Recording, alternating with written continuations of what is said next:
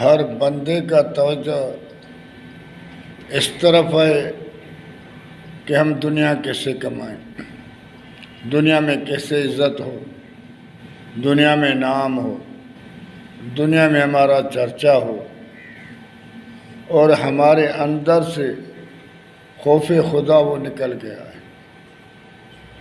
اللہ کو راضی کرنے کی ہمارے اندر میں ذرا سا بھی ڈر نہیں ہے کہ اللہ کو کیسے راضی کریں، اللہ کے عذاب سے ہم کیسے بچیں۔ اللہ کے محبوب صلی اللہ علیہ وسلم کی اتباع کن چیزوں میں ہے؟ توحید کیا ہے، عبادت کیا ہے، نماز کیا ہے؟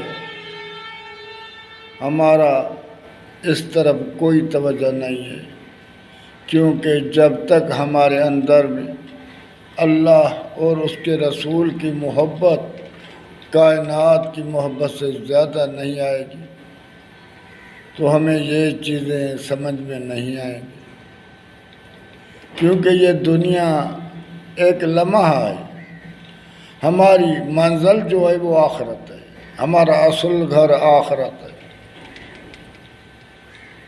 اللہ کے محبوب صلی اللہ علیہ وسلم نے فرمایا کن فی الدنیا کانک غریب، تو ایسے دنیا میں رہ جیسے ایک غریب ہوتا ہے جس کا دنیا میں کچھ بھی نہیں ہے، وعابر السبیل، یا ایک مسافر راستے پہ ہوتا ہے۔ تو سائیں نے فرمایا کہ انسان تو ایسا ہے جیسا ایک درخت کے سائے کے نیچے تو کھڑا تھا، یہ تیری زندگی ہے، باقی تیری زندگی آخرت ہے۔ تو دوستو، جہاں بھی جاؤ، پورا شہر گھومو، کہیں بھی ایسے بندے نہیں ملیں گے کہ اللہ کے یاد میں بیٹھے ہو، اور ان کی کچہری اس چیز پر ہے کہ ہم اللہ کے عذاب سے کیسے بچیں۔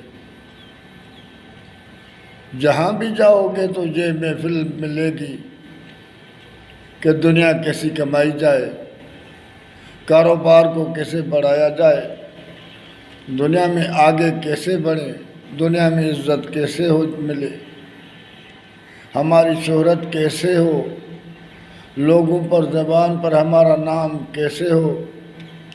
سارے اس چیز میں کھو گئے ہیں کہ دنیا آ جائے۔